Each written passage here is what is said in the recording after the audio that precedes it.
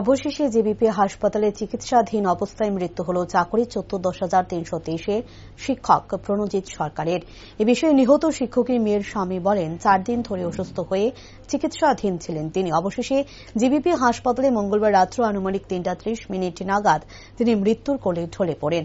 তবে মৃত্যুর এক বড় কারণ ছিল ওনার শিক্ষকতার চাকরি নিয়ে তিনি বেশিরভাগ সময় চিন্তিত থাকতেন, কারণ চাকরি হারিয়ে কিছুটা সর্বশান্ত হয়ে বসেছিলেন তিনি, এবং তারপরই মেয়ের বিয়ে দিতে হয় ওনাকে। আর সবকিছু মিলে বিশাল চাপের মধ্যে তিনি দিন গুজরান করতেন বলে জানান মেয়ের স্বামী। এবং মেয়ের স্বামী সাফ জানিয়ে দেন, চাকরি হারানোর দরুন তিনি এত তাড়াতাড়ি পরলোক গমন করেন। এখন সাধারণ বক্তব্য, এভাবে দিনের পর দিন আর কত 10,323 চাকরিচ্যুত শিক্ষক চিন্তায় চিন্তায় প্রাণ হারাবেন। এখন দেখার বাকি 10,323 মধ্যে থাকা অন্যান্য শিক্ষকদের কি পরিণতি হয়।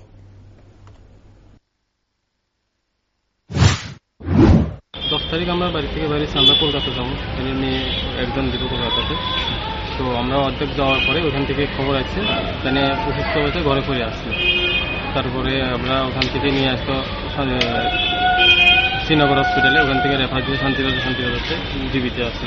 আজকে 4 দিন অসুস্থ আসতো জিবি হসপিটালে।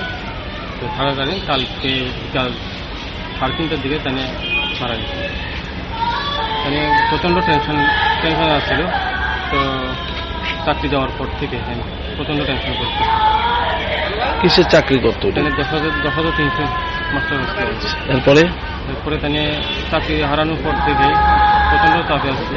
তারপরে কয়েক বছর পরে তানে মেয়ে বিয়ে দিচ্ছে। তারপরে 3 বছর আগে মেয়ে বিয়ে দিচ্ছে, ঋণ করে বিয়েতে দিচ্ছে। চাপে আসতো। তো ঋণের পরে বিয়ে দেওয়ার পরে এখন ঋণে আছে, এখন অলরেডি ঋণে আছে।